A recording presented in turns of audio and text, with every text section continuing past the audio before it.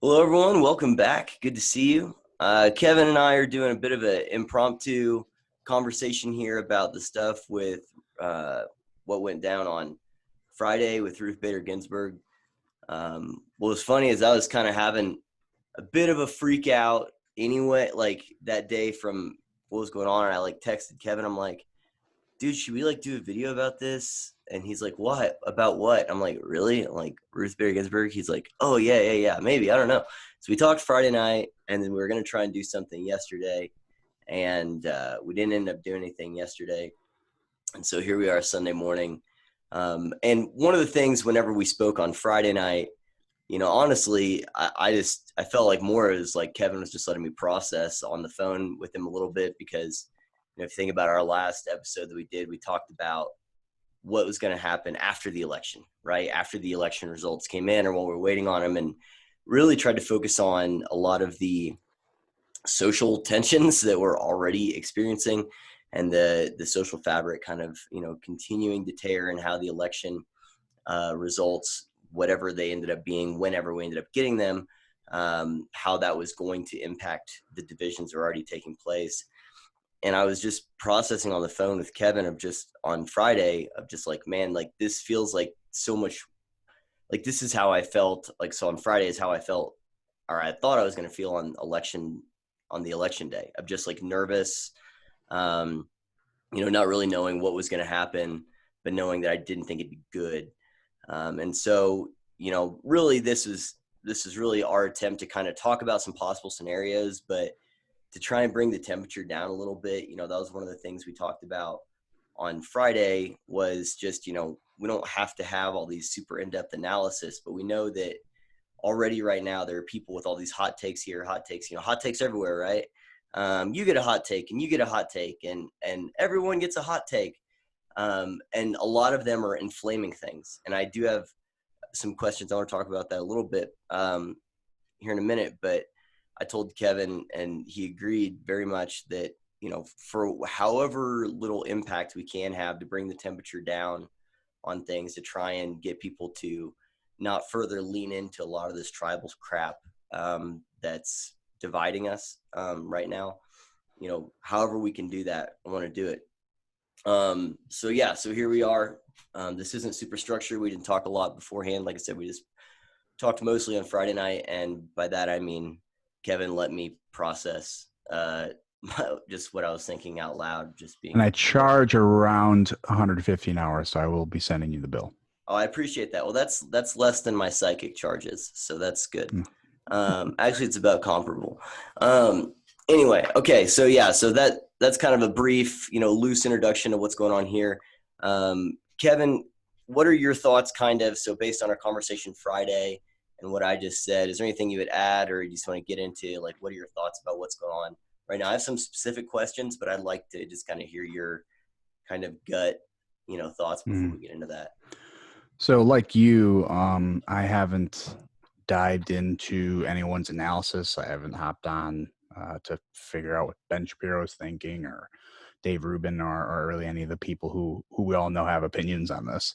But I've been gauging people mostly on Facebook, because they're people. I know who they are, and I can tell you kind of the history of some of them, some of those people I'm friends with, to let you know, have they been political before, and did this activate them? Because that's what we were talking about. What are the different activating events that will get people invested and convicted to doing something during or after the election? So going through my Facebook feed was a much better metric than going through Twitter, because Twitter is just a heaping dumpster fire anyways. So it's kind of hard to gauge anything, although I do have a comment based on what I've seen on Twitter as well. But on Facebook, I have personal friends who I've never seen post a political post, and, saying RIP RGB. And, it seems like there's a lot of people who really don't know who she is, and just kind of saw the memes about her and, the Slay Queen stuff. And so they kind of reposted that and knew she was like an influential figure, which she was. Like, I want to give her credit where credit's due. I believe the first woman on the Supreme Court. Am I correct by saying that? I want to say she was. I don't think so. No.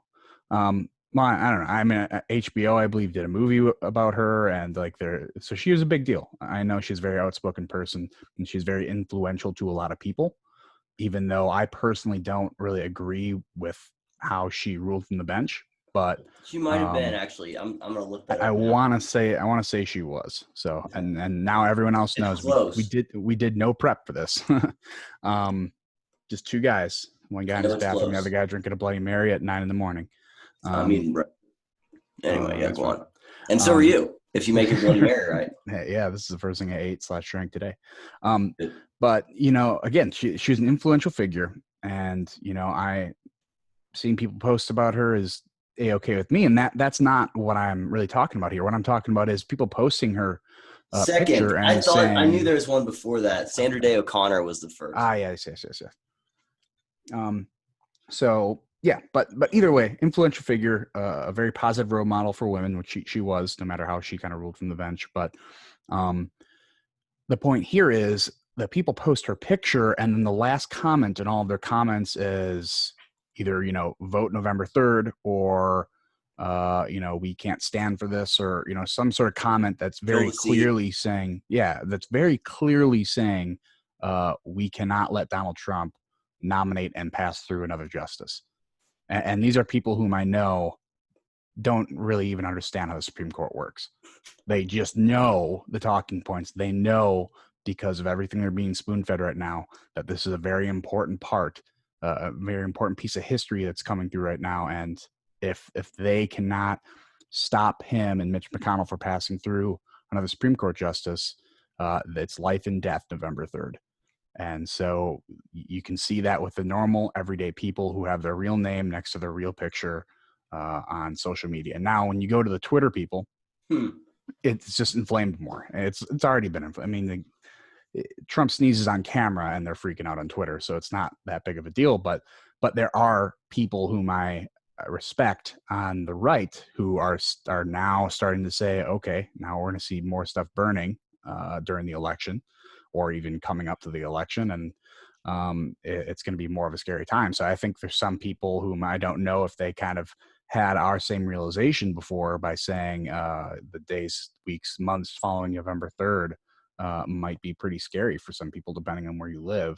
I think more people are buying into that. Although I did listen to something yesterday, and I don't remember who it was, but uh, it was a woman who said something like, uh, the United States, a pretty passive country, so she's not worried about anyone. They talk big, but they don't do anything when it comes to violence in the streets and stuff like that. And I was thinking, like, have you been asleep in the last couple of months? But Yeah, that's stupid. I mean, I genuinely hope that's what happens, that people talk a big game and then it all flutters out. But I don't see that happening, and that's just another tank of fuel added to the flame. But what I can say is, when I saw the notification come through, my reaction to it was very similar to my reaction to Kobe Bryant's passing. I'm not a huge NBA fan. I love college basketball, and so it's not like I really looked up to Kobe Bryant as my top 10 people I look up to. But when I saw it on my phone, I had to like sit there for a while and like stare at it and be like, this can't be true. Like, this is such a big name I've grown up with my whole life, and there's no way that this guy's gone. Yep. And you know, I was a bit more taken back by Kobe Bryant, I'd say, because at least I knew the name, and I have watched a bunch of his games, and I did admire him as a basketball player. It was similar for Ruth Bader Ginsburg, that I was like, I looked at my phone, and it's like I knew the implications right away, but my first thought is like, oh wow, this is really sad that this person unfortunately had to pass. That was my Yep. initial thought, and then probably 2 seconds later, I thought back to our conversation. I mean, like, this is bad.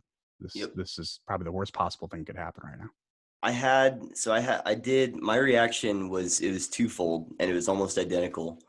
Um, and it was, I saw her name and I thought it was, I remember I was at the farmer's market and I thought I'd read it wrong. I had a margarita or two, and I thought I read it wrong. And it was, because normally the headline is Ruth Bader Ginsburg, defeats another disease, because she's I mean, it got to where those were so, what you expected, that my reaction was always, anytime there would be some, uh, headline about it, I would tweet, I'd retweet it from whoever. I'd, say, whatever you think about her politics, she's a hell of a fighter and you have to respect it. And I think that's why, you had that reaction. I have that reaction. I think a lot of people on the right, I think hopefully, had that reaction. I know the left did. And I think, middle, wherever you are, that she demanded respect because of what a fighter she was. There's something about a person who you believe is sincere in their beliefs. It's funny, there was a tweet recirculating from like 2016 or something of her saying that Colin Kaepernick's protests were stupid. Mm-hmm. Which is pretty great.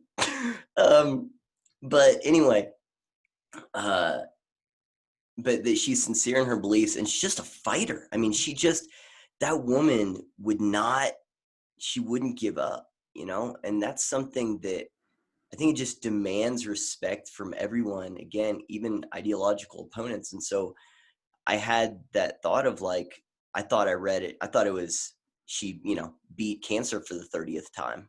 And I had to look again. And I sat there, and my wife, she saw the reaction, that I was just like, wow, like she actually, like they finally got her this time. And I wasn't thinking about the politics of it either. I was thinking about, here's a person I'm accustomed to seeing be triumphant. And I was sad.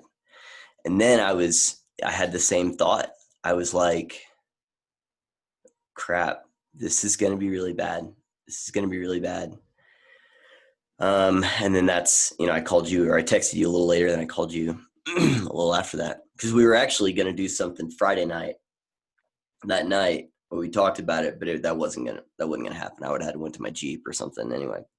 But yeah, and honestly, so one thing I think that whenever I just wrote a note down to myself thinking about the reactions, is I think it's interesting that if you look at how this is being covered in a lot of ways in the news, the legacy media is focusing primarily on Lindsey Graham and Mitch McConnell. Now, I think there's a few reasons for that.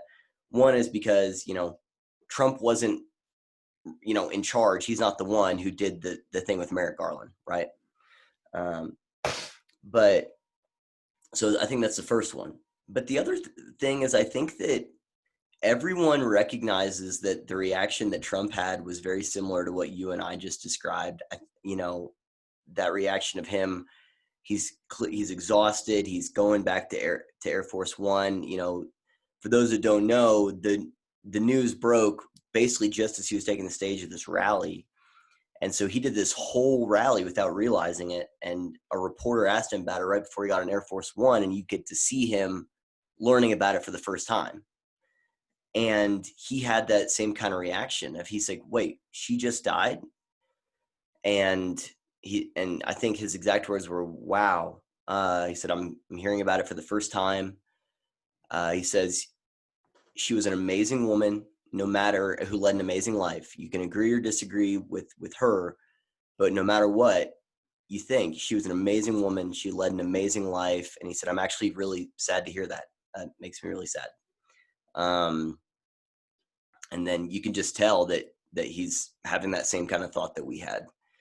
And then he's going and getting on the plane. And I think his reaction was so genuine and good, which what's funny is, to their credit, a lot of the media websites did run that clip, but it'd be like way down at the bottom of the article, and it would say Trump's reaction was fill the seat immediately. Now, that's not his initial reaction, right? His initial reaction was, she was an amazing woman who led an amazing life. But I think that was so good. I saw CNN cover it like in real time. And they said, there you have him, talking about, he did mention her legacy, but now it's on to the political. And then they didn't spend any time on the fact that this guy that that's the dissonance, that's the, must I believe it versus, do I have to believe it? They don't have to believe anything good about him, so they're not going to. But I think you can't ignore the fact that was a good reaction. And so my point is that's why they're focusing. I think one of the reasons why they're focusing on Graham and McConnell is because you can't really. And he did a rally in North Carolina. I think it was North Carolina after the next night, so last night. And he talked about Ruth Bader Ginsburg again, and he was just saying good things about her. He said she, again, I might not like the way she ruled, but she was incredible. And that's when he took this poll of should it be a woman or not. He said, I think it should be a woman. And, my thought was, okay, if we're gonna say whenever Joe Biden says his running mate's going to be a woman off the bat, if Donald Trump does the same thing, I don't like identity politics on either side of it. But I do think that it's interesting they're not focusing on Trump. They're focusing on McConnell and Lindsey Graham and them. And again, I think there is some deeper reasons for that. I want to get your thoughts on, so I had another note here. So I'll just tell you a thought that I have, and as the resident conservative, I want to get your thoughts on this. My thought is that there is no justification. So if we're thinking about now kind of getting into the practical, that there's no justification that conservatives can give for what they did with Merrick Garland that is going to square with if they try to force through a Supreme Court nominee right now. I've seen a lot of people saying, and Matt Walsh has been particularly egregious on this. I mean, Matt Walsh is being really a nearsighted moron, I believe, right now. And I like Matt, but I think that he's just, I mean, I don't know if you've looked at his Twitter lately, but it's been, so here's what I'll say, and I want to get your take. Again, sorry guys, this isn't scripted or anything, we haven't prepped, but do think this is important. So what I've seen the right trying to justify is they say, no, the McConnell rule is if the White House and the Senate are held by different parties in an election year, then you can't do it. And so they're trying to make these weird justifications for it, right? And Merrick Garland, again, I think it was about an 11-month affair where they did not approve of him, didn't get him through. Now, in all fairness, the reason why that happened was because before that, Harry Reid getting rid of the fact that the Republicans can get through their nominations is because Harry Reid killed the filibuster on it. So, this goes both ways. But with the Merrick Garland thing, there is no logical or principled way to make a defense of what they did with Merrick Garland and then also say it's okay for the conservatives to push through a Supreme Court nominee right now. And I'm talking about to approve one, to actually get them on the bench. Now, I think that it would make perfect sense for Donald Trump to nominate someone, so it's cards on the table, here's who my nominee is, and for him to say, I don't want you to vote on it till after the election. Because I think it makes them look, I think, a little better, and it also helps the Senate seats to maybe help the Republicans keep their Senate seats and not get the Senate flipped on them. But I think it largely is a principled thing. And I've seen a lot of people like Matt Walsh, say, no, I don't care, ram it through, get someone on there. He said, call us hypocrites. I don't care. Yeah, we're hypocrites. That's the point. This is politics, and just saying these things. And I have some thoughts on that, but first I want to get your thoughts on, just that, because to me, again, I just can't square what they did with Merrick Garland with trying to fill the seat right now. I'm not talking about a nomination. I think a nomination would actually be a good thing. It would be smart. Because then you can just run on it. And again, it would make Trump look at it. He'd say, I don't want to ram someone through right now. Let's just, but here's my nominee. And then after the election's over, the Senate can deal with this. But I want to get your thoughts on that in terms of this situation with the Merrick Garland thing. I wonder what do you think about all that, man? Because it looks really bad to me as someone who at the time was looking at that going, this is wrong. And I still think that it wasn't good what they did. And I think it'd make them look like everything that the Democrats say they are if they just rammed someone through right now. And I have other thoughts on it, but I want to get your initial thoughts there.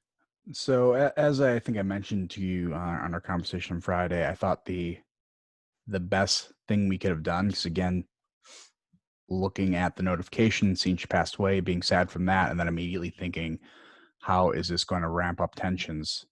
How is this going to create a more strong primer for November 4th? The best thing Trump could have done is to say, I'm maybe I'll do a nomination, but I don't want the Senate to vote, or just to say, I am so confident that I'm going to win, and this is going to be such a good thing to run on that I'm just going to keep it out there and make sure the American people can have more of a say in it. So I think that would have been a smart move, but like immediately, it came out that he's willing to nominate and McConnell's willing to pass it through. So already there, that kind of blew up. Now, when it comes to the actionable actually doing it, to me, the way I see the Supreme Court is they should all be conservative justices. I mean, that's what it's for. They should all be strong believers in the Constitution and You want mean to hold up originalist when you say that, right? Yeah. Like they could have lots of different personal beliefs, but but they should not believe that they should be able to change or they should legislate from the bench. Yeah, that's what they should not be doing. And I'm not saying Merrick Garland was that way. If I remember correctly, he was kind of a centrist. He wasn't super liberal.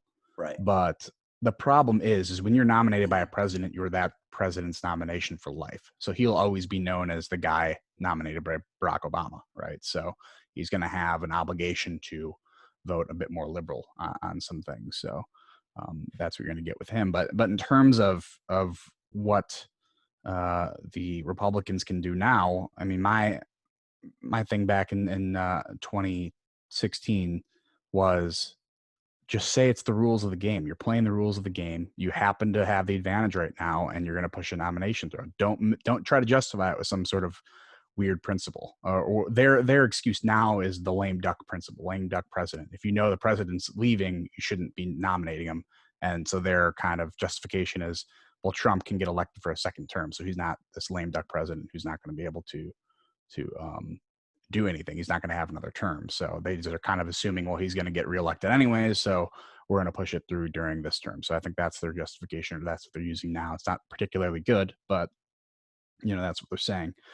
But like I said, in 2016, they should just say, this is the rules of the game. If you have the advantage with the rules, you play the game how the game's played. And that's, if they had said that back then, they could be doing exactly what they're doing right now and say, again, this is, we have the advantage. If you don't want us to do this, vote us out. Like that's how this whole thing works. So I think if they would have used that excuse, it would certainly made it easier now, but they dug themselves in a hole and it's going to be hard to dig themselves out. Yeah, I think it's the here's what I've seen, and I don't disagree with it, and it's also not the point. I've seen lots of them say, well, that they would do the same. I don't think I disagree with that. I also don't think that matters. I think that, again, if they would have been honest about, like you said, with the Merrick Garland thing, that'd be one thing. But they tried to come up with all these justifications. And it's, whenever you can tell someone is just trying to backfill their excuses for doing something selfish or something opportunistic, those are the people that you really kind of detest. It's the ones who are like, yeah, man, it's kind of, that's how it is. I'm going to do that. That you kind of at least respect the honesty a little more. So yeah, that part is really frustrating to me. And, what I told you, I think this part in my mind is the most important component, what I'm about to say here. And this is what I told you on Friday night. And that was, I think we can learn a decent amount from, I do everything through metaphors all the time. But Bill Burr has this great joke. And it's from an older one of his specials, but he talks about the difference between how men and women argue. And he says, men can be right. They can be dead right. You can have everything, in your favor in an argument. He said, but what women try to do is just try to, get at you psychologically, and just try to get you so mad that you finally blow up and like call him the C word. And he says, and at that point, you've lost. It doesn't matter. You just gave them a reason for everything else that was going on, and you've lost. You've just now justified everything else they've done.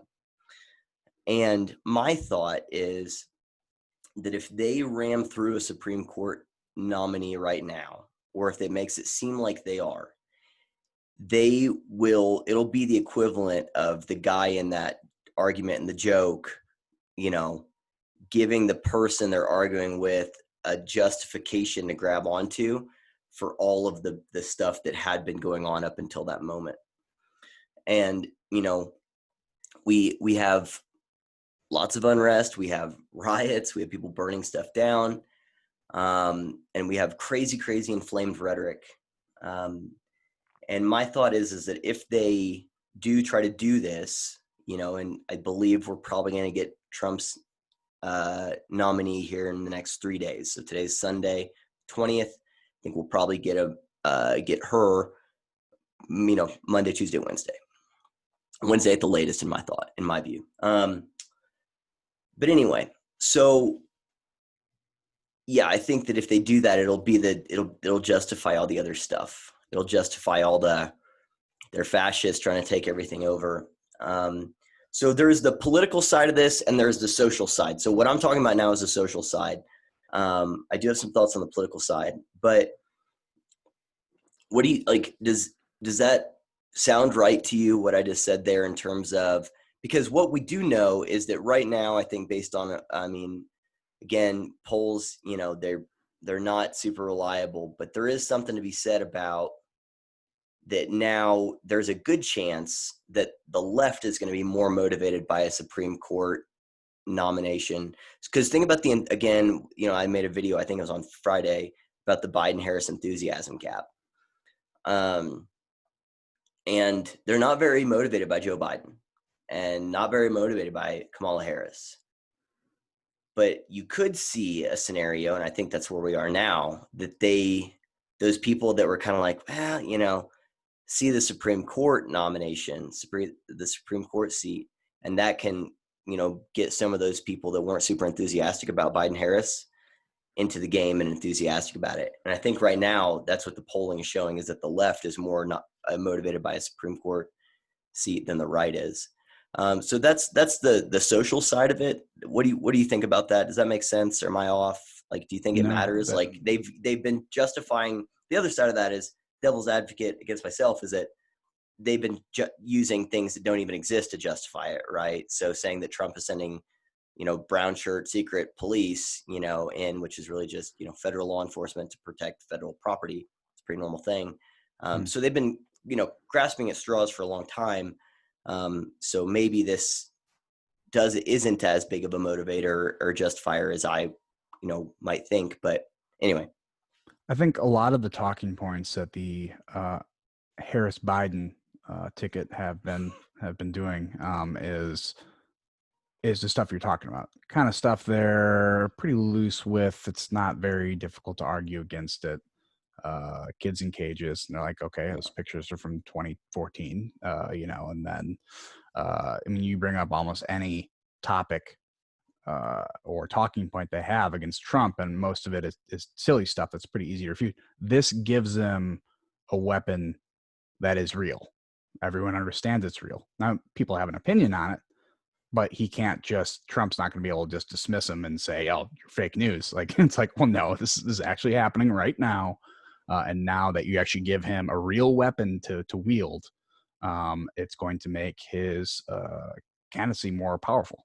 I mean, plain and simple, no matter what your opinion is on it, it's going to be something tangible that the voters or potential voters or people who may not be motivated to vote right now can see, feel, and touch. It's there now. So he does have a weapon that he can utilize, and it's just going to make his candidacy more powerful. This is definitely a bigger advantage, I would say, for Biden than it is Trump.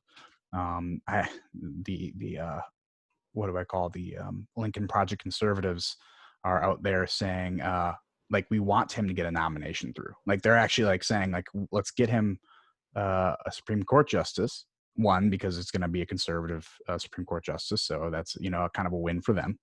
And two, it's like, well, that's what all the Trumpsters want. That's what they say they're running on. Well, he might be a guy of low character, but at least he'll get Supreme Court justice through. And their logic is, well, if they get one through, then they have no justification for voting for him anymore. Which to a lot of people are like pushing back inside of those groups, saying, like, how dumb do you think these people are? Like, it's not. This is one of the things they want, but they think like, oh, he finally got his third Supreme Court justice through. We don't have to vote for him anymore. I'm going to vote Joe Jorgensen. Like, that's no one's going to use that justification. There will always be another justification to vote for the guy you want. That's just something that they're kind of using there as a placeholder. Again, I like the fact that he's voting in better Supreme Court justices, although I'm not the biggest fan of Kavanaugh. I get that talking point, but that's not the only thing that I think he's useful for. So there's a lot of weird stuff coming from the right, and then again a valid tool from the left that's just going to make it significantly more difficult for Trump to make sure he can catch up and keep up.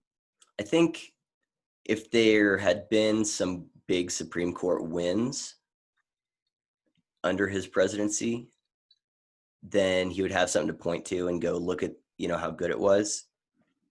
As it stands, actually, the Supreme Court hasn't ruled super well, I don't think. I'm thinking particularly on that one that expanded out, like I think it was Title IX stuff, maybe, to include like gender identity.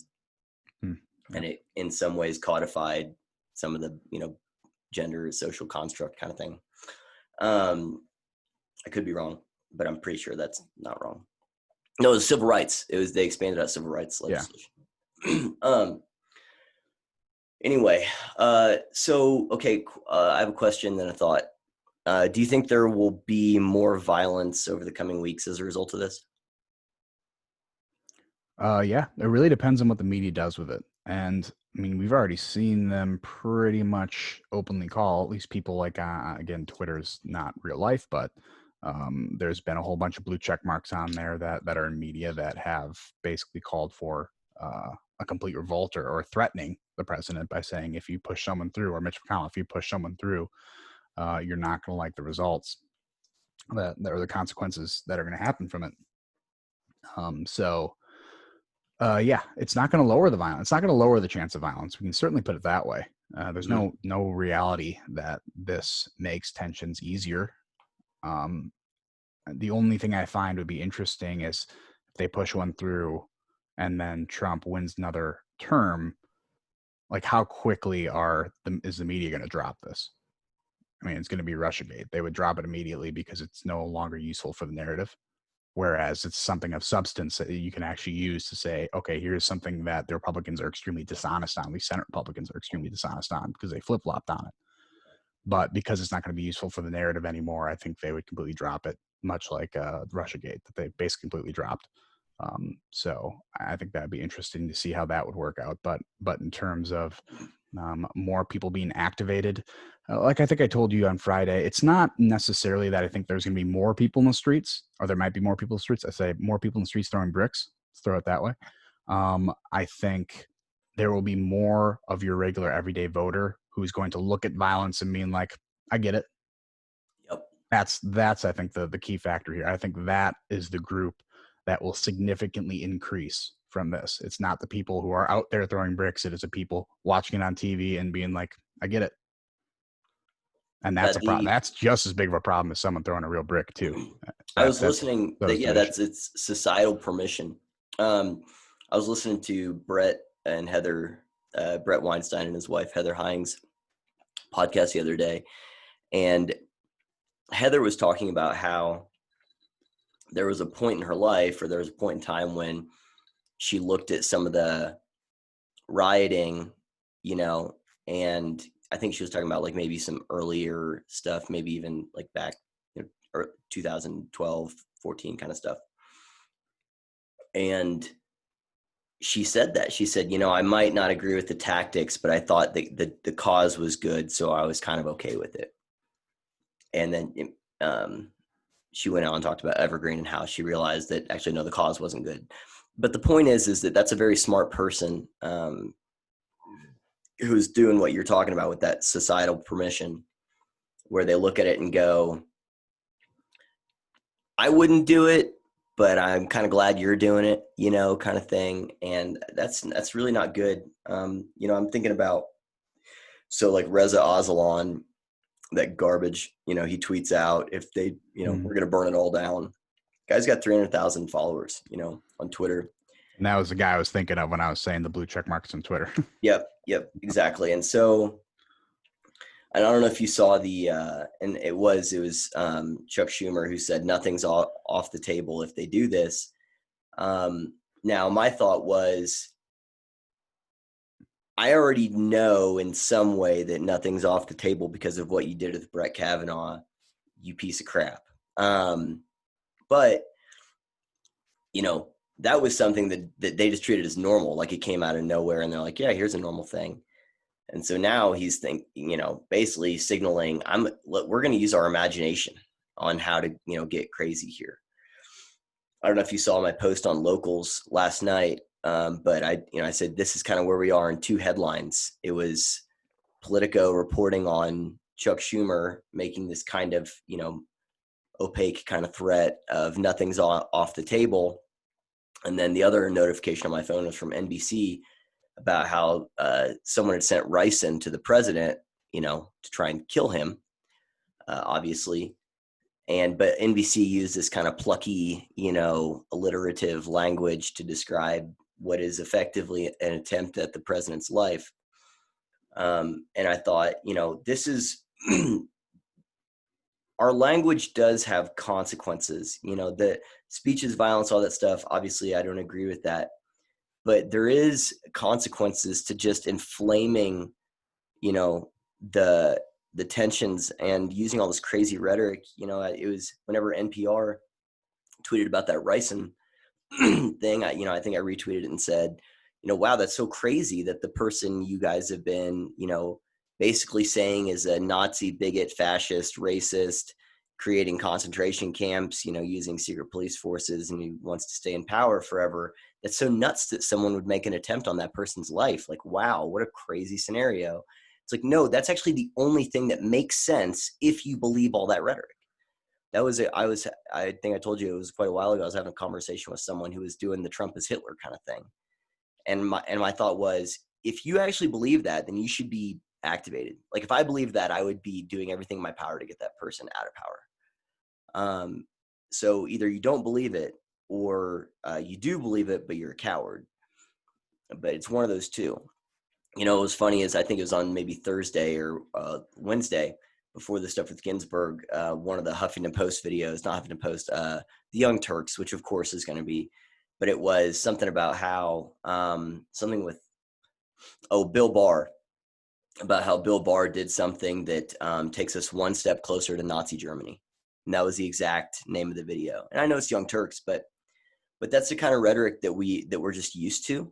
And so it does demand action, I think, eventually, where you start to kind of buy into the premise. And so, whenever you have these people using this kind of rhetoric, like Reza or Chuck Schumer, I mean, it does have consequences, and so that's kind of the social part that worries me is, yeah, there are going to be people, I think what we talked about in that last one was, moving people from, watching the game at home to going, showing up and being in the stands, then going from the stands, to the coaching or to the cheerleading, and then to eventually to playing on the field. I could see this bringing a lot of people off the bench and into the game. In terms of so here's the other question I had for you that I'm just really confused by, because again, you're the resident conservative here, so I'm trying to wrap my head around. And again, I'm thinking about people like Matt Walsh. I think I've seen even Jeremy Boring and some of the other Daily Wire guys tweeting and liking this kind of stuff about how we just need to get this seat filled. And my thought is,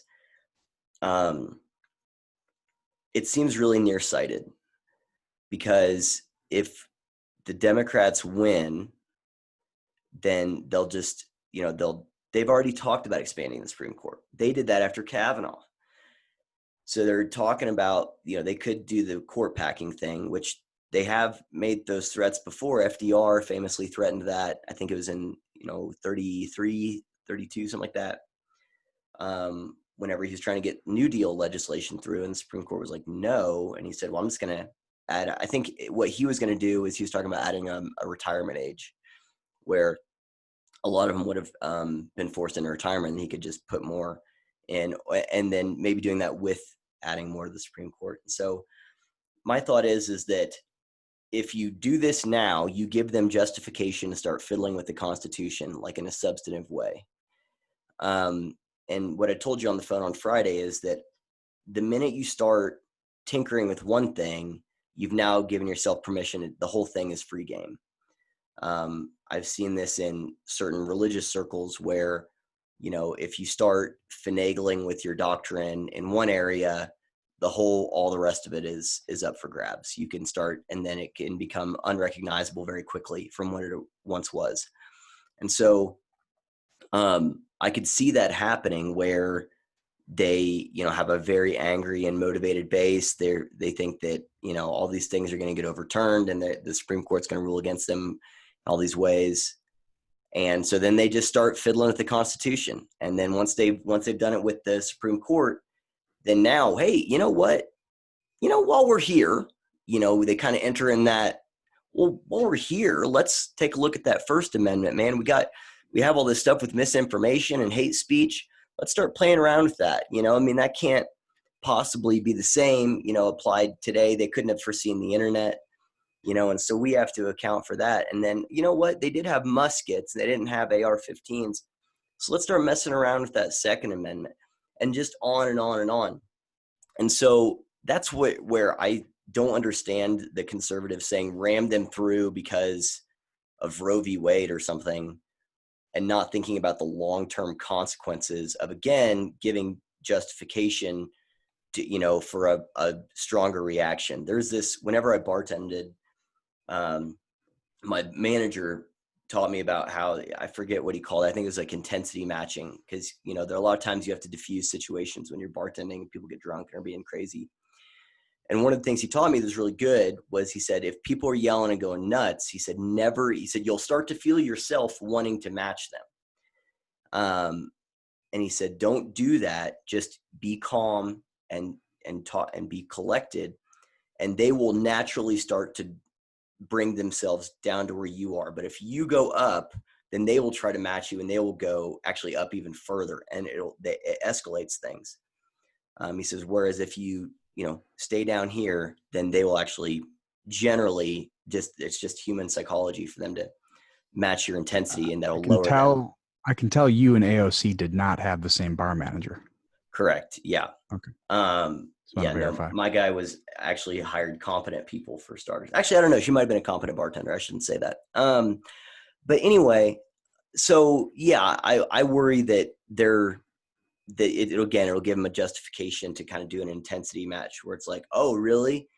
And then we're going to do this. Whereas if they kind of, like I said, just let's do a nomination, say, let's vote after it, guys. We don't have to, things are already kind of crazy. Anyway, but does it seem like I'm catastrophizing there a little bit, or what do you think? Because I don't understand that conservative perspective is my main thing. And so I'm trying to understand it. Yeah. This is not an excuse for people like Matt Walsh, but what I can say is we are a few days removed from this. Tensions are high. Opinions may change in the next coming weeks, at least from the more conservative side, because, I was more with you. I was more like, I don't think this is worth it. Again, there's no such thing as solutions, or only trade-offs. And This trade-off is probably not totally worth it in terms of just the social trends we're seeing now, which is hard for me to say, because to me, it's a little bit of asking the kids, they're all riled up, and asking them if they want to settle down. You know what I mean? To me, it's a bit validating of the people threatening violence and being like, oh man, they're going to be violent, where we should be like, screw you. Like, this is not the way this works. Go to the kids' table, let the adults handle it.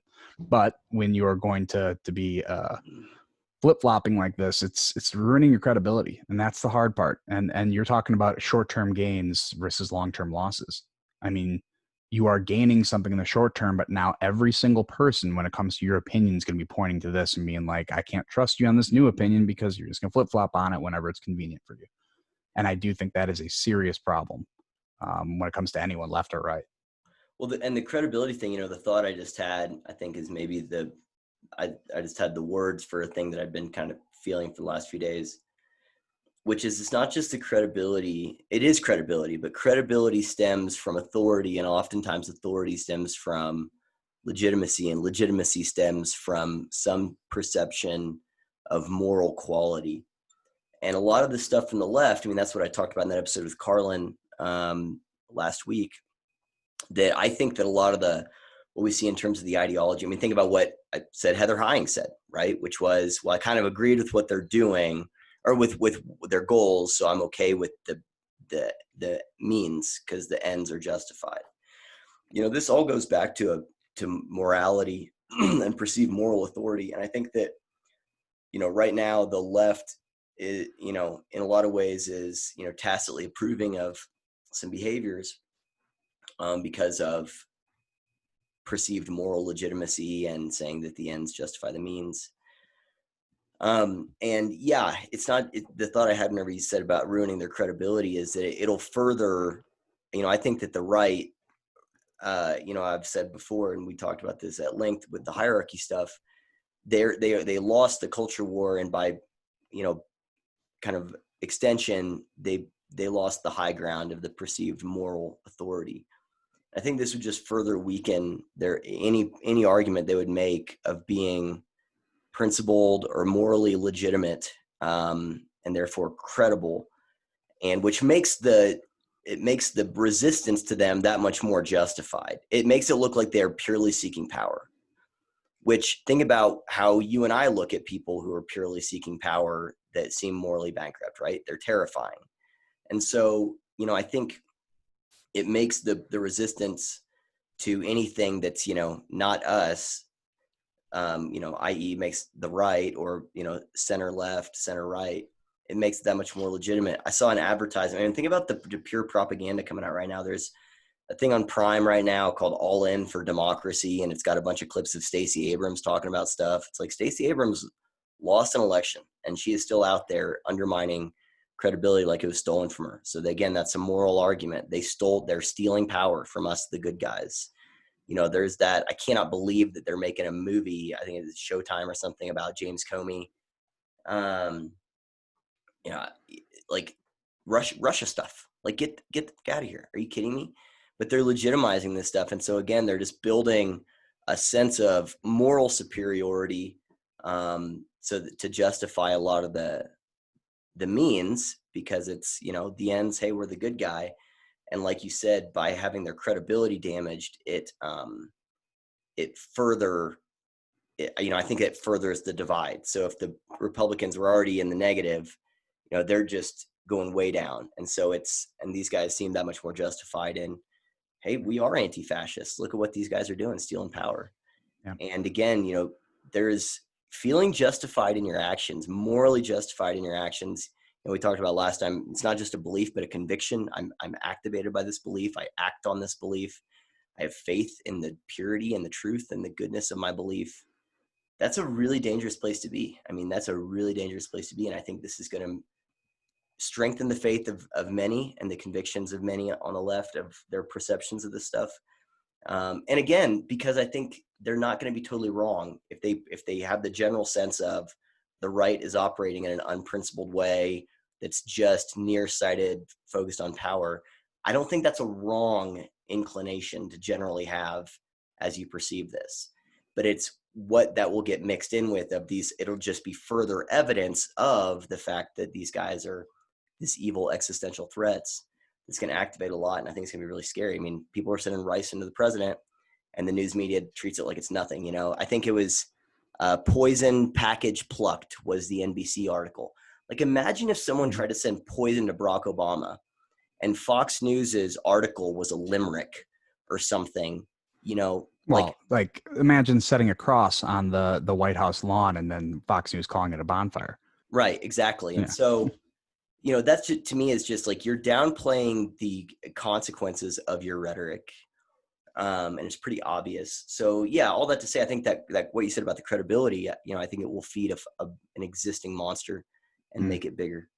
So I 100% agree with everything you say, but here's a pushback that I don't like, but something that I think the right's going to use, because they've used it in several different ways before, and it is like, in a secular society, morality is dictated by the people who control the culture. Yeah. So my argument as a Matt Walsh would be, intellectual dishonesty is not frowned upon by the left. It's not. It's a useful tool to them. And why am I going to take the moral high ground, even though it is moral under my moral compass that's grounded in religion, faith, and tradition? Why am I going to cede to them? No matter what I do, it'll be immoral. If I wait for the next election and Trump wins and we fill the seat with anyone who is right of Lenin, it's going to be perceived as immoral to them. Like, they will make an excuse no matter what to say this is an awful thing. They did the same thing with Kavanaugh, saying he should be more left wing, because if he's going to be filling a more left wing seat, that's the way the rules should be, really, right?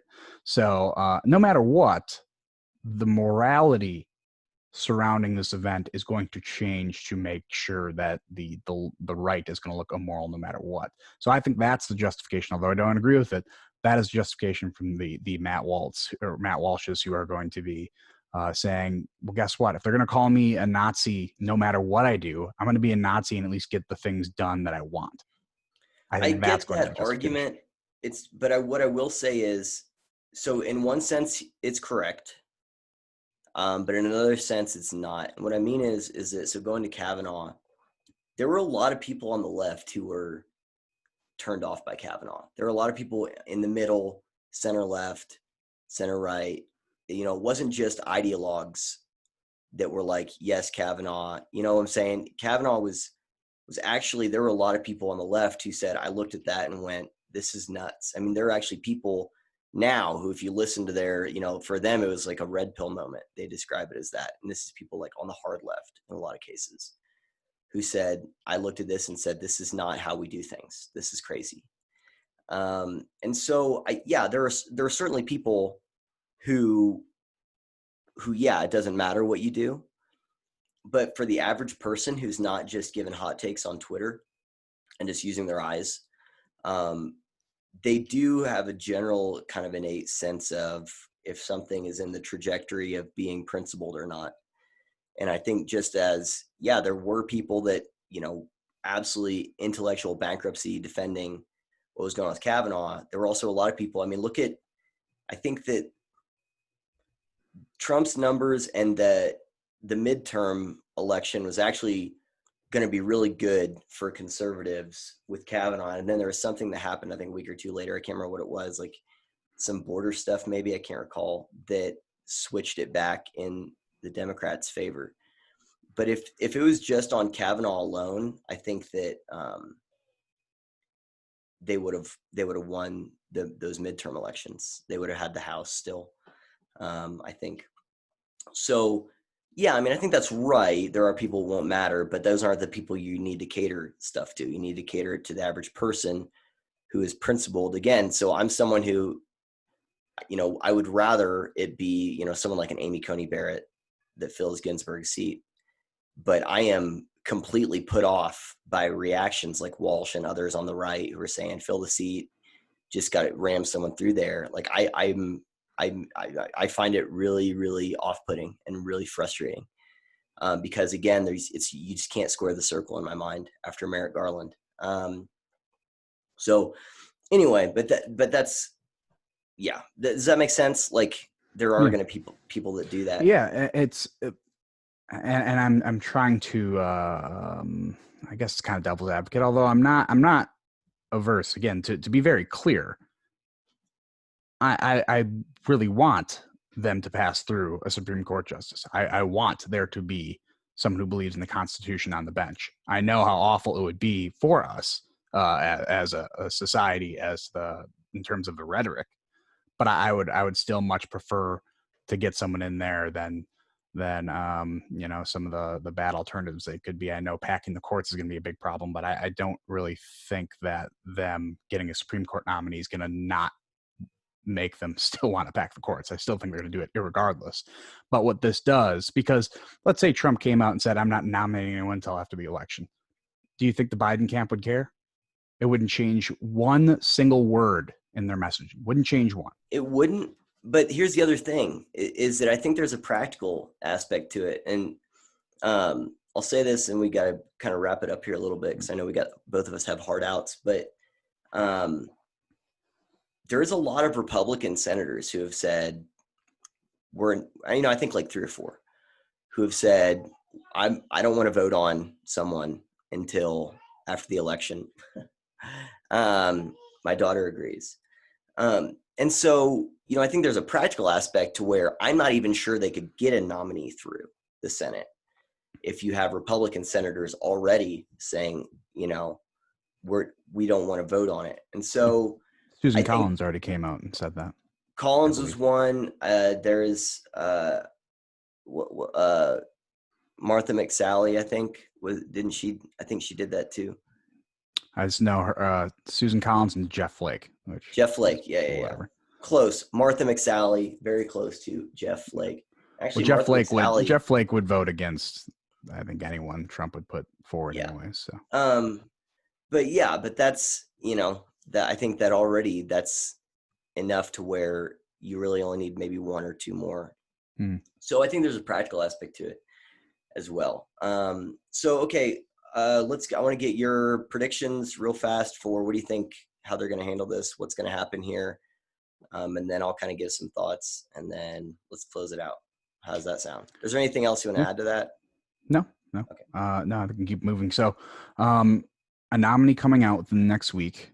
You said like 3 days. And to me, it's like, that's so fast. But I mean, that's 20. Welcome to 2020 where stuff happens fast, man. Yep. So I know names like Ted Cruz were turning around. Like there's a bunch of senators, Republican senators that are in there. That, although I like Ted Cruz, man, you want to talk about ramping up rhetoric, that would probably be worst case scenario for them to do. It'll be a woman. He's going to nominate a woman based on that rally. Well, and I have an article pulled up. So Amy Coney Barrett from Chicago is still the most likely because she was also in the running the last 2 times. And now Barbara Lagoa from Atlanta is the other one that seems to be in the running. So nomination coming out the week. Sure. It going to the Senate. Yeah. I really do think it's a very likely scenario that the Senate does not pass them through though. I don't think it's I think there even some of the more Trumpian senators, I think, are going to have a moment of being like, I don't know if I want to do this because I think they're going to be looking at the social implications of it. So I actually do think there's a fairly good chance it doesn't get passed through. But will there be a vote on the Senate floor before November 3rd? I would guess so, yeah. That would be my prediction. I don't know. Maybe not. I think there will be obviously there's going to be a nominee. There might be a vote. I think that what's crazy, so here's a funny thing. I've seen some articles coming out of the left saying if we have 8 seats on the Supreme Court and these cases make it to the Supreme Court before it's filled, it's going to be really bad for the left. So it's weird, right? Mm-hmm. So they're like, we need this seat, but we don't want it filled by this. You know what I mean? Yep. So I don't think we will see a new justice confirmed. They might take a vote on it. I don't know. I don't think it'd be smart for them to try and do that. But like you, I do think there will be more violence. I think that, I don't know if you saw this, it was like last night, Ted Wheeler. So 2 things happened. Ted Wheeler tweeted out that because of light pollution, people need to turn their lights down or turn their lights off because of light pollution. And also, killing the penguins, man. That's right. And Andy Those penguins flying in the air. Tweeted about how Antifa was going to do a vigil for Ruth Bader Ginsburg. I think that was on the same night. I think it was.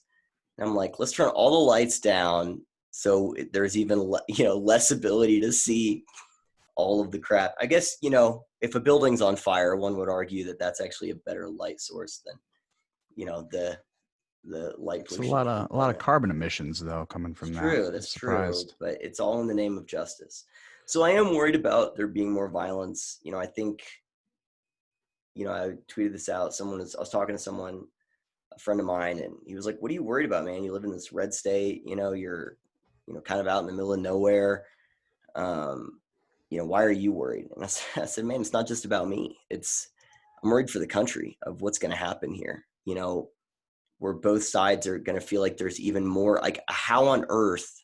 I did not expect both sides to now feel like there's even more riding on this election, which is going to make what we talked about last time that much more intense, because neither side's going to feel that the results are valid, and they're going to feel like it's not just the presidency, but it's going to be the Supreme Court, you know. And I think, you know, we're also forgetting that there's, you know, senators and congressmen on the ballot, and so it's not just the presidency, but the ability to potentially impeach the president and pass all this legislation we want to do.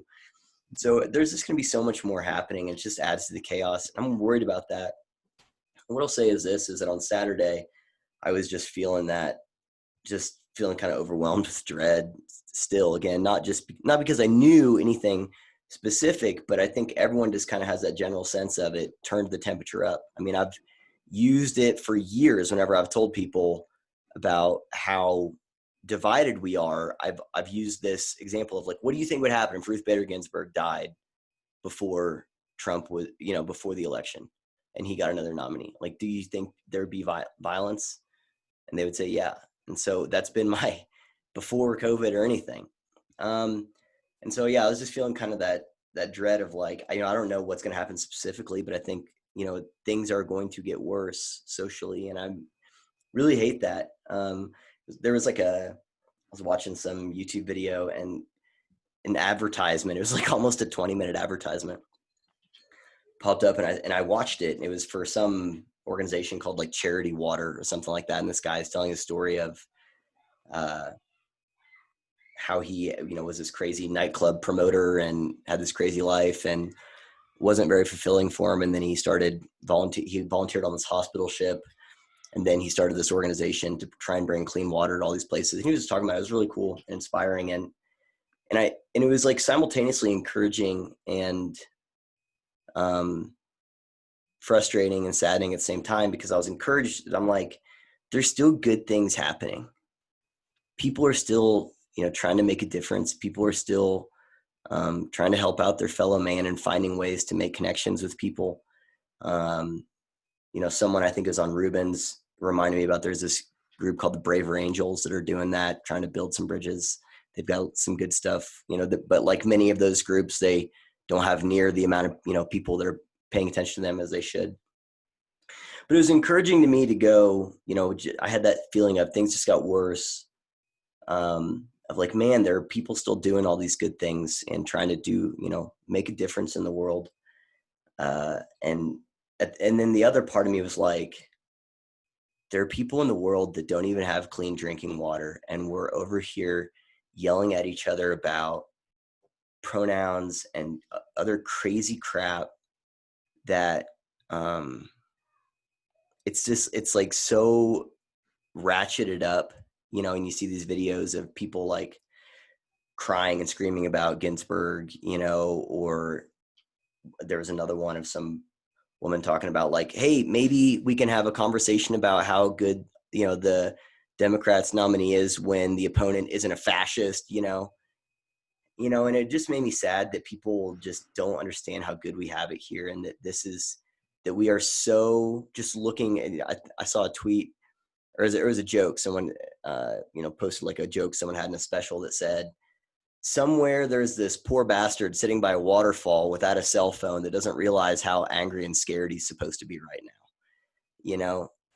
And just the people, we don't realize how good we have it here, and that, you know, if we fall, if the West, if America falls, if our principles fall, if our founding doctrines fall, that there are people around the world that are legitimately afraid of what happens if America crumbles. Because of the responsibility we have, because of how unique we are. from a world leadership sense. And I've been told that and heard that from people in many different Western countries. And so it's frustrating and it's really heartbreaking to see us tearing each other apart over this. One, because there's way bigger problems in the world right now, and we could be using our resources and our intellects and our energy to, bringing clean water to places, for example. And then we also are just so generally ignorant of how good we have it and just take it for granted. And there's real consequences. And so, it's encouraging, but it's also discouraging, because I do think things are going to get worse here, and they shouldn't. They don't have to, but they will. So anyway, that's kind of my thoughts on that. Kevin, do you have any other thoughts to close us out here? Well, man, that was a great way to end a podcast. I had 2 thoughts that I thought we could try to do rapid fire thing. One of them was something I can't really believe we didn't address, and that is the dying wish of RBG. I'm assuming you've heard of that. I have. Yeah. So irrelevant. On her deathbed, right? Yeah. My most feverish wish is that I will not be replaced until a new president is installed. Yeah. And that's been verified by different people. So just real quick take on that. Again, respect the woman. Great. I think that was not a useful thing to say on your deathbed. Just not good. And I would argue, although she had recently passed, a bit classless. That's something that actually made me, I looked at that. I'm like, oh, what a crummy thing to say. That's just, that's going to make everything worse. And now that's just a parting thing to oh, here's a bit more fuel. Just throw it on the dumpster fire. And then my other thing was 4-4 decision that could result in an election that's contested if it goes that far. Yep. I had that thought the other day of okay, so if it's a contested election, what is it? And you don't pass another one through, which is going to be another connection that the Democrats are going to make. If they push another one through. Yeah. So those are 2 things we didn't talk about, but that's fine. Yeah, the dying wish thing. I mean, I agree. I just, it's irrelevant. It's not, your dying wish isn't tethered to policy. So whatever. I'm not going to judge her based on that. I don't like that she said it, but if you're on your deathbed, you're probably not sitting there thinking about anything other than just what's on your mind, in all fairness. So, and I think, she was just being honest. We all know that's what she was hanging in there for. She said she wanted to make it to, it might've been Kennedy's age of retirement, which I think was 88 or 90, which that wasn't going to happen. But anyway, but yeah, that it, like you said, contested, and then now you got a tie in a contested election. It's really bad. So anyway, all right, guys. I think that's a good place to end it. Just, what we'll say is, one, thanks for watching. And, we'll put the links in where you can find us, this point, hopefully, but Kevin has there's a reason I'm asking him all these questions about as a conservative, right? Because that's not what my background is. And so, he has got a lot of great resources on his locals page, engineeringpolitics.locals.com. Follow him on Twitter, ENG_politics. He's also on YouTube, Engineering Politics, ThinkSpot. Just take Engineering Politics, plug it into the places, the thing, and you're good, except for Twitter, ENG_politics.